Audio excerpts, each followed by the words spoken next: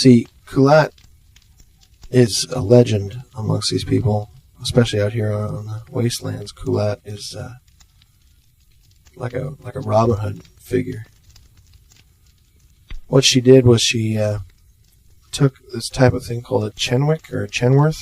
It's a fast attack vehicle, desert patrol thing that had been modified as a Mark 15 Chenworth, and modified it heavily. I mean, she had the complete military shop there, so all she did was just spend a couple weeks on the ground and built this vehicle up the way she wanted it.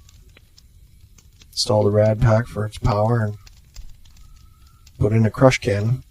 Crush cannons were, that's the perfect weapon for out here, actually. Very, very valuable. I mean, a lot of people, this is all legend too, you gotta understand. People just say that's where they say she got her stuff. I mean, it's the only story I've heard that makes sense. Crush cannon is a type of,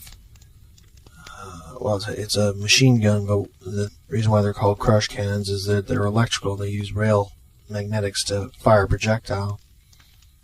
But instead of having ammunition, they have a special chamber where you stuff any kind of magnetic metal into, and it crushes it into a shape that can be fired by the weapon. The advantage of this, of course, is you can manufacture your own ammunition. You can imagine how valuable something like that would be out here, and there's all kinds of crush cannons. She mounted a 20mm crush cannon on the top of her Chenwick. That's pretty heavy. That's like you could take on a tank with that kind of stuff. There's not too many vehicles on the road that could stand up to that kind of firepower. But you don't have the ammo capacity, but you sure have the punch. So in order to compensate, she installed a couple of smaller ones that were what they would call like they're a smaller bullet size. I don't know what the bullet size was, but it'd be about like a rifle round, like a regular soldier's rifle, but for a machine gun. Anyways, she's got 3 of these things. She's got the massive cannon on this turret sort of system mounted to the roof, and 2 other guns facing forwards. And, the whole thing's fed.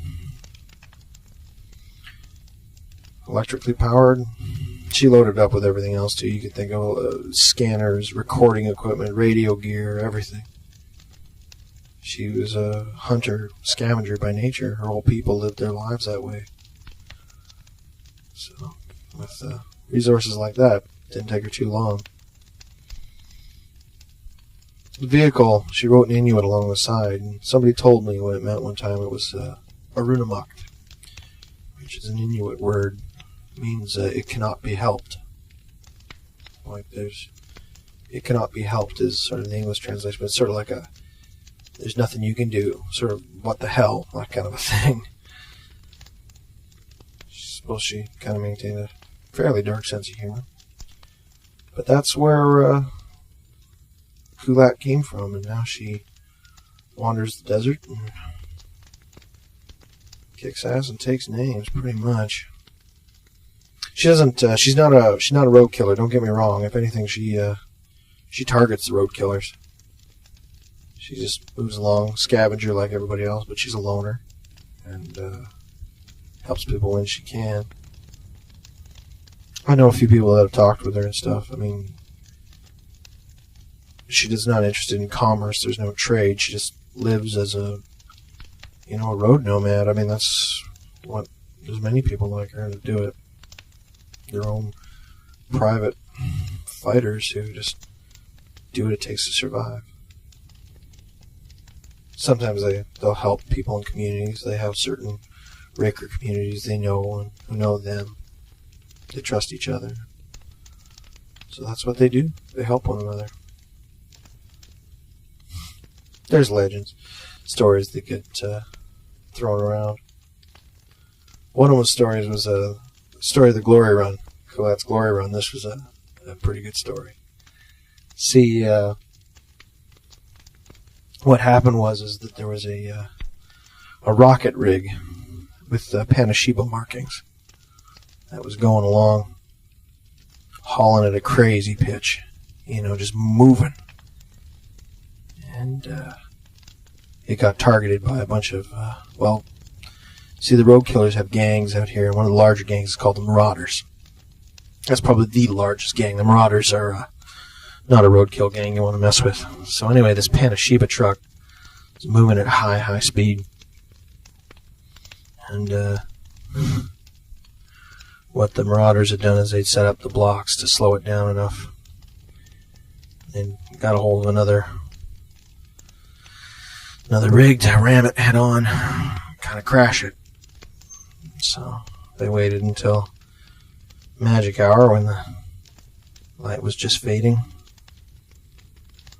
Vision was pretty bad for everyone all involved, and as the truck came coming, see, the way the Marauders keep track is they have their scanners, and a lot of these rocket rigs, they give out data where they are and whatnot so that other rigs can tell where they are. Yeah, the Marauders can pick them up, but they'd rather keep in touch with other rocket rigs. Sometimes rocket rigs will show up to help another rocket rig. I mean, they won't stop, but they'll just create a wall right across 500 feet of the Autobahn and just plow through everything in their way. That's their convoy. This poor lone Panashiba rocket rig didn't have that good fortune. It's moving along, coming up fast, and hit the roadblocks as fast as it could. Smash!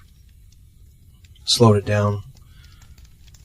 And then when it was slow, it began to waver back and forth, and the Marauder rocket rig was set on automatic, and it had been gathering speed towards it all the whole time. Well, fate would have it, the rocket rig was turned slightly, and the second Marauder rig smashed into it and flipped the truck off the Autobahn down the embankment. The whole thing came grinding to a halt over 400 or 500 feet.